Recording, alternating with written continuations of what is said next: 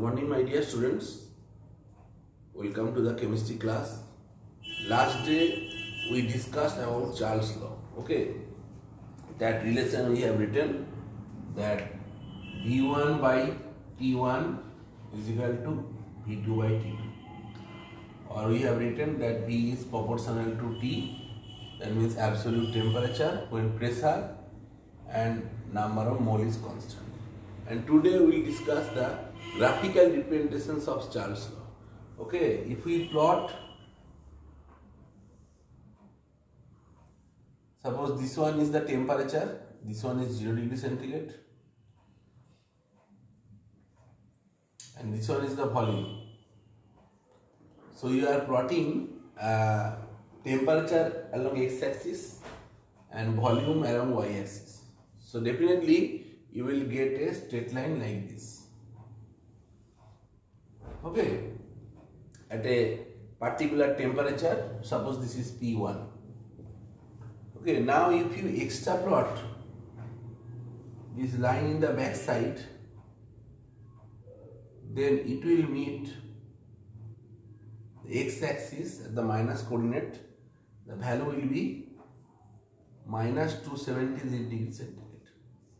And this temperature is called the absolute temperature. Okay, already we know that formula we have discussed in Charles' law. Vt is equal to V0, okay, into 1 plus T by 273 by 273 plus T by 273.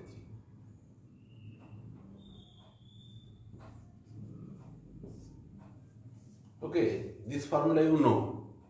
Now at minus 273 centigrade, the volume will be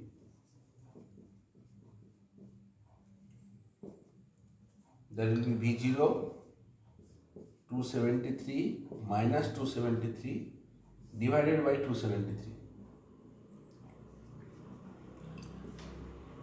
So it is coming 0. So you can understand what I am telling.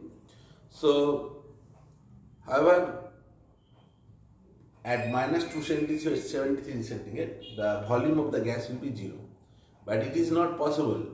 Okay, because gas is one of the states of matter and hence must have some definite mass and volume.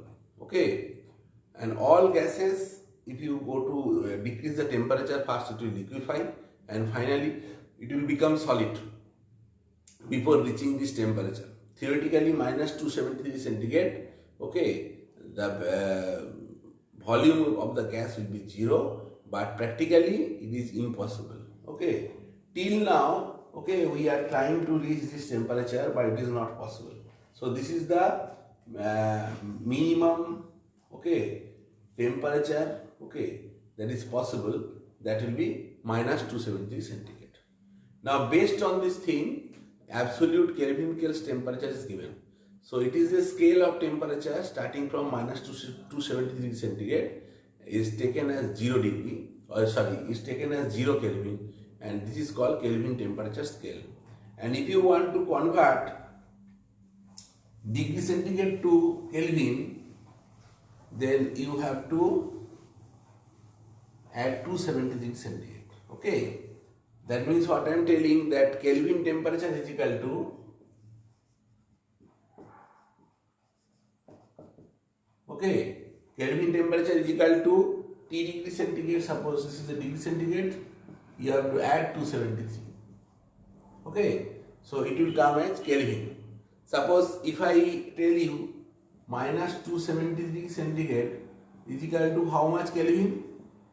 So then in this case, minus 273 degree centigrade plus 273. So it is coming 0 Kelvin. Hope you can understand. If I tell you about 0 degree centigrade, if you want to convert in Kelvin scale, so it will be 273 plus 0 Kelvin, so that is 273 Kelvin. If I tell you the boiling point of water 100 degree centigrade into Kelvin scale, then it will become 273 plus 100 Kelvin. It is coming as 373 Kelvin. So in this way, you have to convert degree Celsius to Kelvin. Okay, next we will give the explanation of Charles' law in terms of the kinetic theory of gases. All of you know that according to the kinetic theory of gases, the average kinetic energy of gas having a fixed mass is proportional to its absolute temperature. When temperature is increased, okay, the particles start having or moving faster, and the molecules collide with the wall of the container, okay, with more momentum, okay. That means the pressure will increase. But if you want to keep the pressure kept constant, definitely volume will increase with increasing temperature. Hence, at constant pressure, the volume of a given mass of a gas tends to increase with increasing temperature. Hope you can understand. Next, we will discuss that the significance of Charles' law.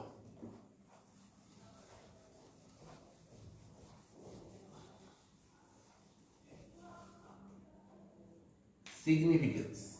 This is very important. Of Charles' law.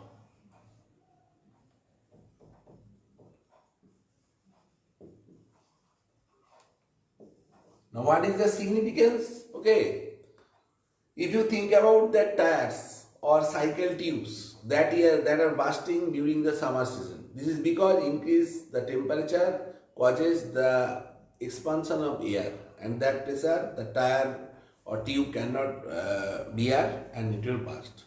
You can think about that hot air balloon. Okay, hot air balloon is filled with the hot air. Okay, that is used generally for meteorological purposes. So when you are increasing the temperature, okay, decreasing the density of the gas inside the balloons, as well as what is happening, the volume will increase and the balloon becomes lighter, and definitely it will help the balloons, okay, to rise in the upward. That means rise in the height. Hope you can understand. So these are the significance of Charles' law. Next we will discuss the gas equation. That is the pressure volume temperature relationship. Gas law is coming from combination of Boyle's law and Charles' law. Okay, all of you know that according to Boyle's law,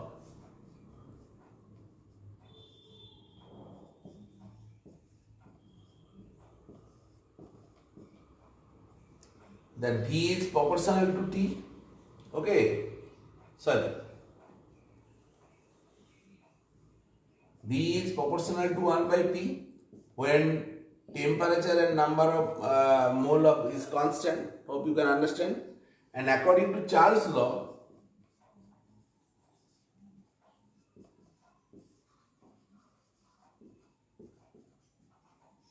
V is proportional to absolute temperature when pressure and number of mole gas is constant. Hope you can understand. Now on combining these two laws, we can write V is proportional to T by P, or V is equal to, we can write that some constant